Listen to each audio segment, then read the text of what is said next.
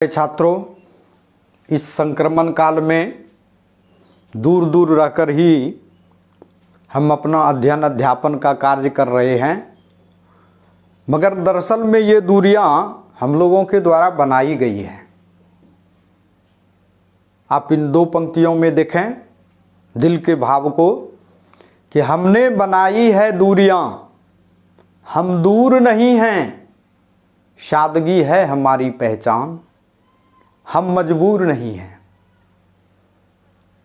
आप देख रहे हैं आज का अपना विषय अब कारक दर्शन, यानी यहां हम लोग कारक का दर्शन करेंगे। इसके पहले आपने पांचों लकार पढ़ लिया है और अनुवाद थोड़ा थोड़ा हम लोगों ने बनाना शुरू किया है, लेकिन उस अनुवाद को तब तक हम लोग बृहत पैमाने पर नहीं बना सकते जब तक कि कारक हम लोग नहीं पढ़ लेते हैं।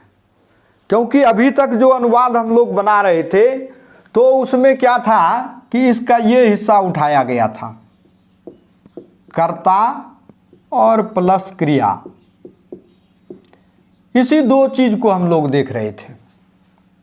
आज से हम लोग इस तरफ चल रहे हैं कि कर्ता और क्रिया के बीच में और सारे शब्द होते हैं, उसको किस तरह से अनुवाद करेंगे। तो इसके लिए सबसे पहले जरूरी है कि हम लोग कारक के बारे में जानें। कारक क्या है? करोति इति कारकम, जिससे करने का बोध हो उसे कारक कहा जाता है। और उस कारक के विषय में आप यहां पर देख रहे हैं कारक होते कितने हैं, तो उसका जवाब इस श्लोक में है।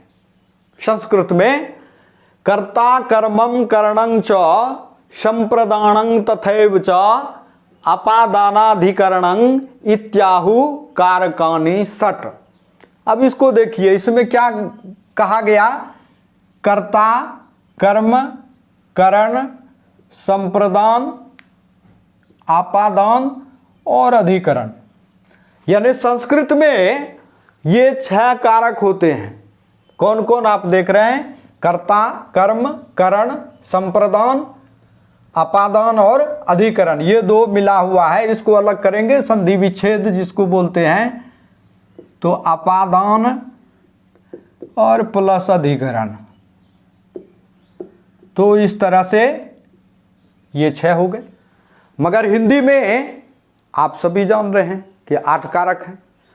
तो अनुवाद करने के लिए जब हम हिंदी से संस्कृत की तरफ चलेंगे तो इस दोनों के बीच में तालमेल बैठाना तो जरूरी होगा।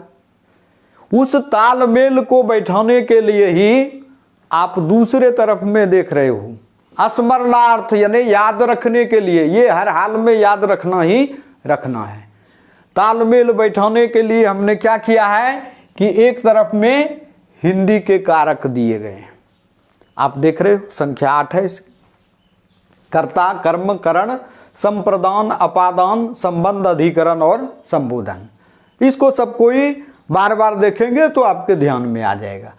दूसरा जो हिस्सा है इसमें हिंदी के चिन्ह, इस कारक के साथ कैसे हम पहचानेंगे कि कौन सा कारक है। तो कुछ जगह पर तो उसको चिन्ह से पहचान लेते हैं, कुछ जगह पर कुछ विशेष हम लोगों को सीखना पड़ेगा, वो इस हिस्से में चर्चा करेंगे। आप देख रहे हैं कि कर्ता कारक के लिए जो चिन्ह प्रयुक्त होता है, आप देख रहे हो कि ये पहले चिन्ह लगाया गया, इसका मतलब हो गया क्रॉस, कुछ नहीं, यानी ये खाली है।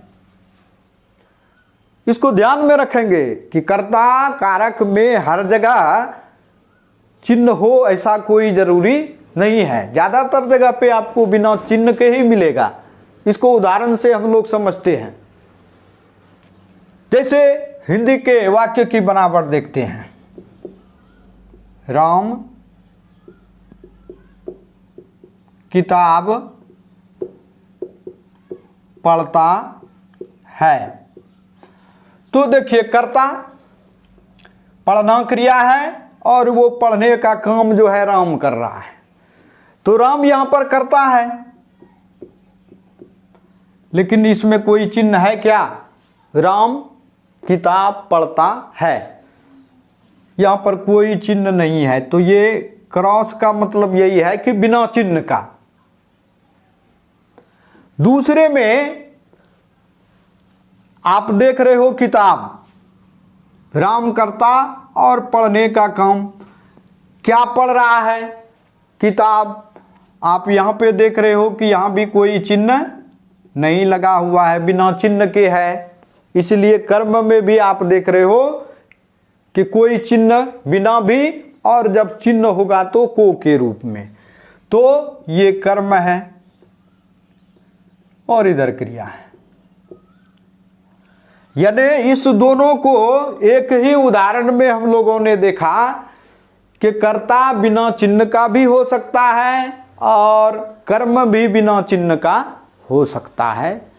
इस उदाहरण में बड़ी स्पष्ट है। तो इसको आप समझ गए होंगे।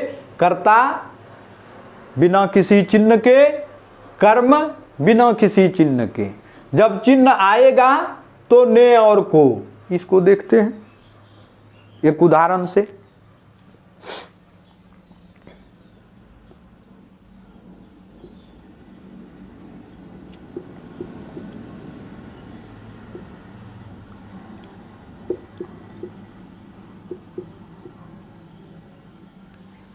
आप ये दूसरा उदाहरण देख रहे हैं, जरा गौर से देखिए। राम सांप। राम ने, यहां पर आप देख रहे हैं कि बिना किसी चिन्ह का था, और यहां पर देख रहे हैं कि ये ने चिन्ह का प्रयोग हुआ है। तो कर्ता के ने चिन्ह का यहां पर प्रयोग हुआ। सांप को यहां पर आप देख रहे हैं को चिन्ह का प्रयोग हुआ है। यानी कर्ता के ने चिन्ह का प्रयोग हुआ, कर्म के को चिन्ह का प्रयोग हुआ। तो इस तरह से ये चीज आपको हमेशा ध्यान में रखना है कि कर्ता कर्म दोनों बिना चिन्ह के भी होते हैं और चिन्ह वाले भी होते हैं, जिसका जिक्र वहां पर किया गया है। कर्ता कारक के लिए संस्कृत में आप देख रहे हैं यहाँ प्रथमा विभक्ति, और कर्म कारक के लिए द्वितीया विभक्ति का प्रयोग किया जाना है। अब आप इसके अनुवाद को थोड़ा सा देख करके भली भांति समझ लें। ये पहले से आप लोग बनाए हुए हैं। राम पढ़ता है, राम के लिए अब विशेष जो है यहाँ पर यह भी देखना है कि राम से क्या अनुवाद होता है। करता है और इसलिए प्रथमा विभक्ति इसमें लगेगी, ये तो जान रहे हैं, लेकिन इसका रूप बनाएंगे कैसे ये भी हम लोगों को देखना पड़ेगा। तो अभी पहले इसका जिक्र हम कर दे रहे हैं, उसके बाद तुरंत इस पर चले आएंगे। कर्ता चिन्ह बिना चिन्ह के प्रथमा विभक्ति, कर्म चिन्ह और बिना चिन्ह के द्वितीया विभक्ति। करण जो है ये कभी बिना चिन्ह के नहीं होता है, और आप देख रहे हो कि इस दोनों में से कोई ना कोई चिन्ह लगा रहेगा, और इसमें तृतीया विभक्ति लगाएंगे। संप्रदान को और के लिए अब देखिए थोड़ा सा उलझन जो है, ये को यहाँ भी है, को यहाँ भी है, इस दोनों को समझना पड़ेगा। तो इधर हम लोग समझते हैं कि कर्म के को और संप्रदान के को, इस दोनों में कैसे फर्क करेंगे।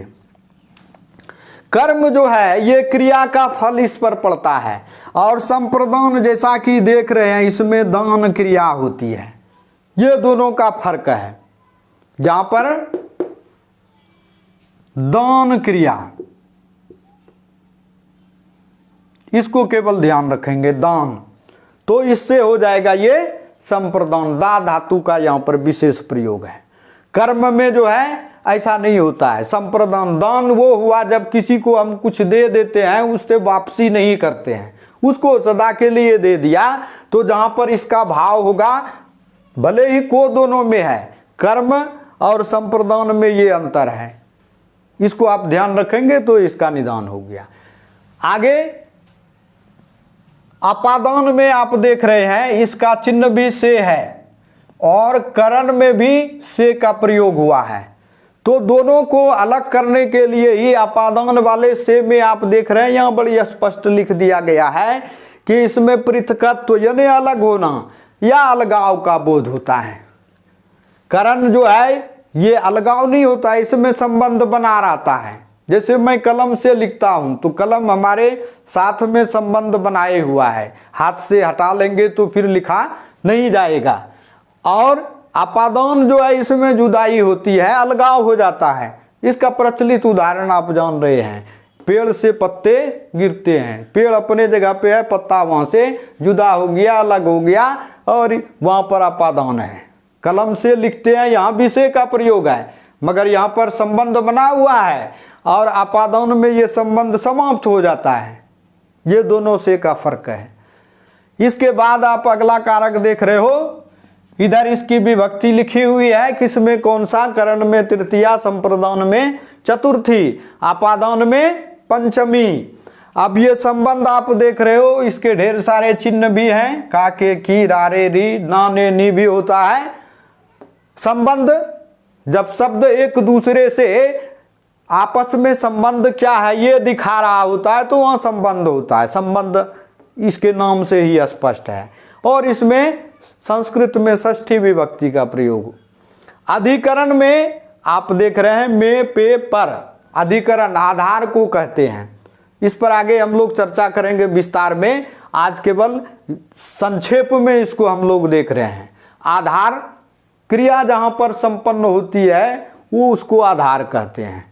ये पहचान के लिए इस तीनों में से कोई ना कोई चिन्ह लगा रहता है, में, पे और पर। और इसके लिए सप्तमी विभक्ति लगाएंगे। संबोधन, जब हम किसी को पुकारते हैं, अपने तरफ आवाज देते हैं मुखातिब करने के लिए, तो वो संबोधन होता है। और इसमें आप देखते हो कि किसी न किसी रूप से इसका प्रयोग होता है। छोटे जब होते हैं तो अरे रे इसका प्रयोग करते हैं, बड़े हैं तो हो। कुछ ऐसे रिश्ते होते हैं जहाँ पर हे कह के ही बुलाते हैं, अजी जी, इस तरह का भी प्रयोग है। तो ये संबोधन पुकारने चिल्लाने के लिए। और आप देख रहे हैं कि ये संबोधन में भी प्रथमों का ही प्रयोग होता है, संबोधन में अलग से कुछ नहीं लगाते हैं। तो इस तरह से ये तालमेल बैठाने के लिए आप देख रहे हैं कि भले ही उधर कम है लेकिन उसको इससे तालमेल बैठा दिया गया। इस तरह से वहां पर 7 विभक्ति का प्रयोग हुआ। प्रथमा 2 बार आया, संबोधन में केवल हे लगा देते हैं और शेष वैसा ही रह जाता है। अब इसको विस्तार से देखने के पहले जो है आप ये ध्यान में रखेंगे कि ये जो पाठ अभी आपको बताया गया इसको बार बार देख करके आप तैयार हो जाएं। जब तक ये दिमाग में नहीं रहेगा फिर आगे समझना जो है मुश्किल होगा। इसलिए आप सबों से निवेदन है कि इसको बार बार देख करके आप थोड़ा कंठस्थ कर लें, दिमाग में भी ये बैठा लें कि आगे जो है निश्चित तौर से हम लोग इसको जब चर्चा में लाएं तो कुछ ना कुछ आपके दिमाग में हो। आज के लिए इतना ही, धन्यवाद।